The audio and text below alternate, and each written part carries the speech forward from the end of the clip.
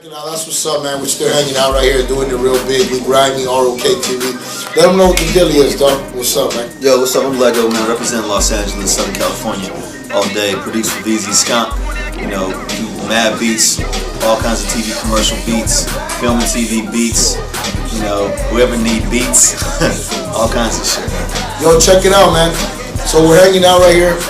The beat in the background, you know what I'm saying, is definitely some hot production. Let us know, you know, how you kind of got into the music business, you know what I'm saying? Break it down from like literally the first time you ever made a beat to like, you know, the people that you've been blessed to work with, and then what you're working on now, dog. Well, I first started making beats when I was like 16 because I was rapping. And I went to the studio and they put me in the studio with this producer and he was garbage. And I knew I could do better. And I was bringing him records of my samples that I wanted to sample. And he wasn't doing any justice to it. So I said, you know what? I'm just going to do this shit myself, man. So I went and got an ASR 10 right when they came out, 94. Started chopping up samples. I made my first beat. And all it was just a loop with a little bit of drums under it. I played that beat for like 3 weeks straight. I thought that was the hottest shit ever. And, you know, and just kept going from there. So then I just started doing beats locally for everybody in my neighborhood, all the MCs. Did a bunch of gangster shit, a bunch of like, you know, conscious shit. I was trying to, in both of those worlds, doing tracks. And then just parlayed, man. I've been able to work with a ton of different artists, man. People that I really like. I just did a single for Planet Asia. Been working with VZ Skunk. You know, worked with Def Jam.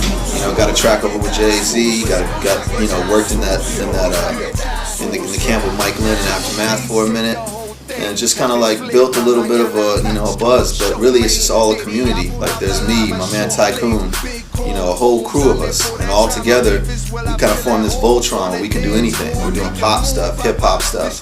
Really, it's all a matter of just making good music. Yeah, that's what it boils down to. At the end of the day, at the end of the day, nothing else matters. Just make good music. If you're happy with it, you can try to pump it out there, and people feel your vibe, and you just keep building from there. So let me ask you this. So say for example, you know, this is for everybody out there watching that is trying to break into the biz, you know.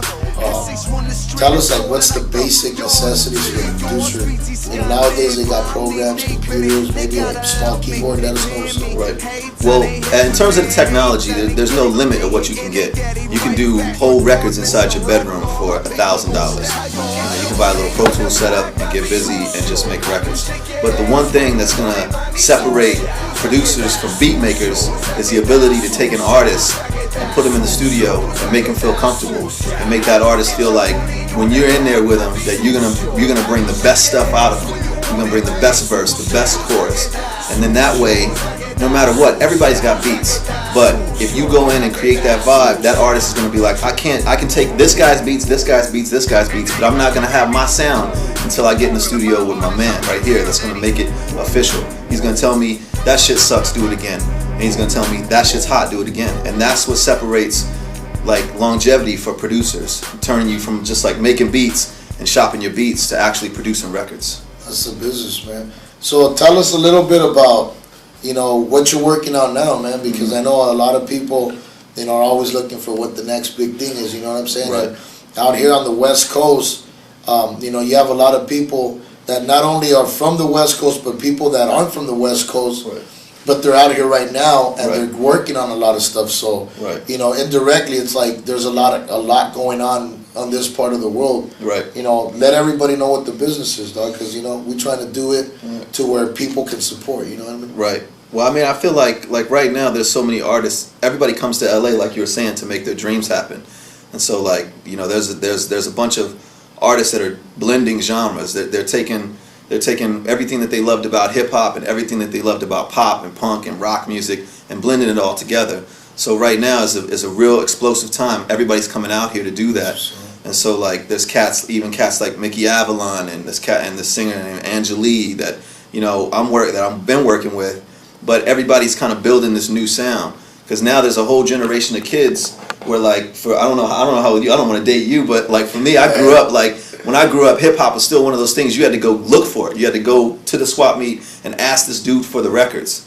And now everybody's got it. Kids coming up, there's kids that were born in 1989 and their first hip hop was already banging back then. Cool G Rap, everybody's putting out records already, and so now it's like this whole generation where kids, hip hop's been ingrained in their brain, you know, and they got a little bit of that, they got a little bit of this, and they got a little bit of that, and they don't have to go too far to find it. So now it's just up to people like us to keep it moving, to keep that progress going, and introducing the new shit.